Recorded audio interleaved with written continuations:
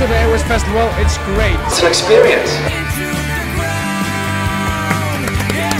Tillykke, Nanna. Nanna har vundet, og sikke det vælter ned med priser. Hvad er det, Nanna har vundet, Anders? Hun har vundet 2 flybilletter. Hold op.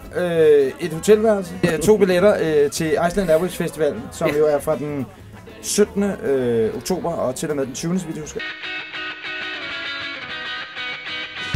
Vi skal jo sende radio derfra i 3 dage fra et program, der hedder De Sorte Spejdere. Vi glæder os meget. Der sender til P3, ikke? Danmarks Radio.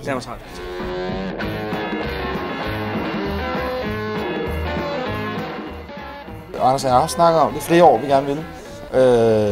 Det kommer også selvfølgelig lidt an på de navne, der er især de store internationale navne, som sidste år især med Kaiser Chiefs og sådan noget.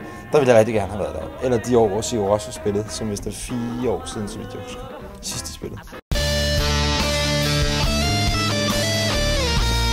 I love Airways.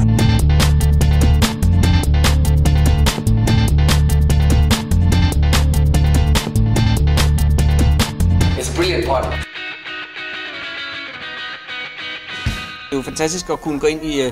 Vi har en butik, der hedder 12 Toner, som ligger i Fjolstræde. Så kan man gå derind og sige, har du noget islandsk? Og så får man en plade, som man ikke kender, og så næsten altid er det i orden. Der er også noget, der går frygtelig galt, men det er 9 ud af 10, så bliver jeg simpelthen bare i godt humør. Og ikke fordi det er det samme, men fordi at de stikker ud i alle mulige retninger. Det bliver næsten altid. Hvis jeg er i dårlig humør, så kan man gå derind og købe sådan en lykkeposeplade.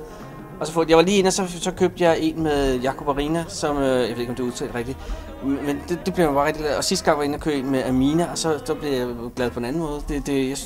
Jeg synes virkelig, det holder overraskende godt. Det er jo ikke sådan noget med, at man... Det er ligesom Roskilde, hvor det er også et festival, hvor man ved, at det er Red Hot Chili Peppers, og der er en mulig store bands, der spiller. Det, der er interessant det her, det er en masse små bands. Jeg glæder mig til at komme derop og høre så meget musik som overhovedet muligt.